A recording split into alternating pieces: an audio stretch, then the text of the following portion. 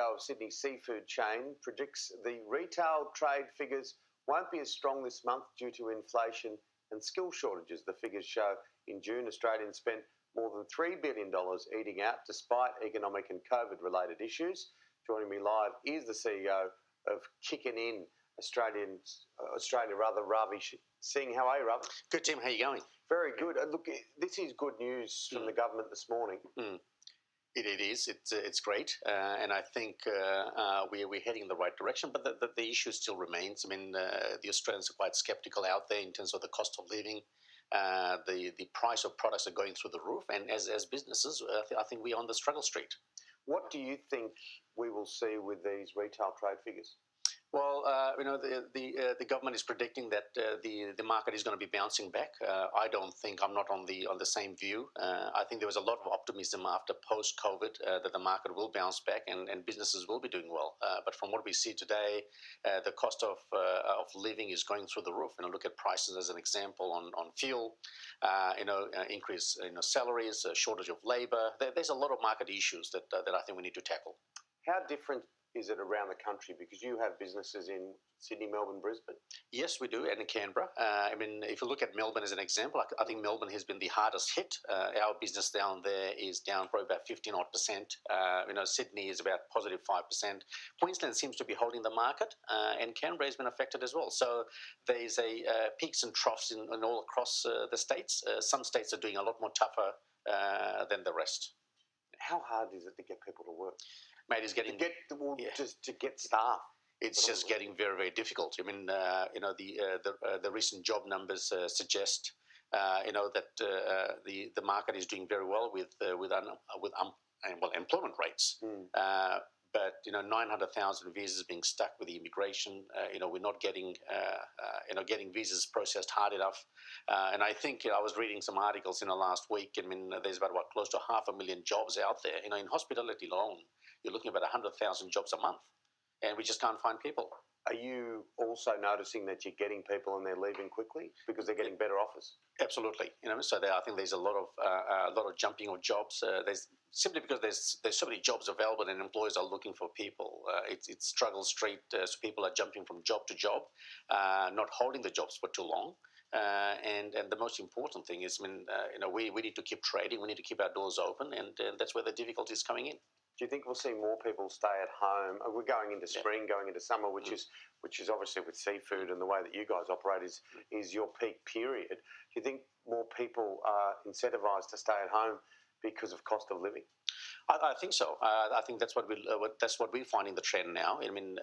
There's no point in people searching for a job because there's so many available, and people want to take advantage of the situation at this present time.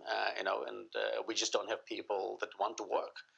We are now also thinking outside the box. We've built some branding with Father Chris Riley to get kids off the streets. Give them sustainable employment at Kickin'Inn. We're going overseas, Tim. That's the saddest part. An Australian company looking for employees from overseas, which we don't want to do, but that's the only alternative we've got left now. Father Chris Riley is a fantastic human being. He's a great guy. Lots of work with him in around New South Wales, Rugby League and the Hogs for Homeless. And he is just one of those special people. How is that all going, that program? It's doing very well. I'll be talking at the Employment Summit that he's organising in the next couple of weeks. Our initiative is to bring those kids back into the workforce by keeping them off the streets. That's what we're doing. And have you seen some positive stories? I know it's early days, but you would have seen it anecdotally anyway, wouldn't you? How a good job and a good career can help someone who may have had some social issues as a young person. Absolutely. And this is what we're doing at Kickin'Inn now is trying to give those kids the opportunity to grow and build a career, working all the way up to the management teams. Because we've got to open stores, Tim, we're investing somewhere between about $100 million in the next 8 years to open 88 to 90 restaurants. That's about 5,000, employees that we'll be looking for. And this is a great opportunity. And Father Chris Riley plays a very important role in terms of what we're doing. People are important, aren't they? And often over the course of time, and you and I are slightly older, but sometimes people take their eye off the ball.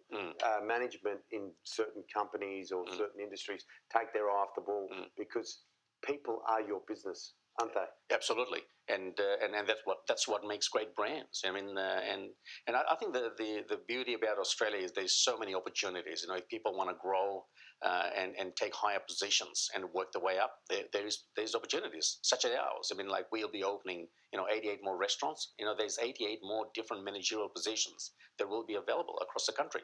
How hard is it to fill an experienced position? If someone has been with you for a few years, they know where everything is. They know your regular clients. They know the whole. How hard is it to fill that job?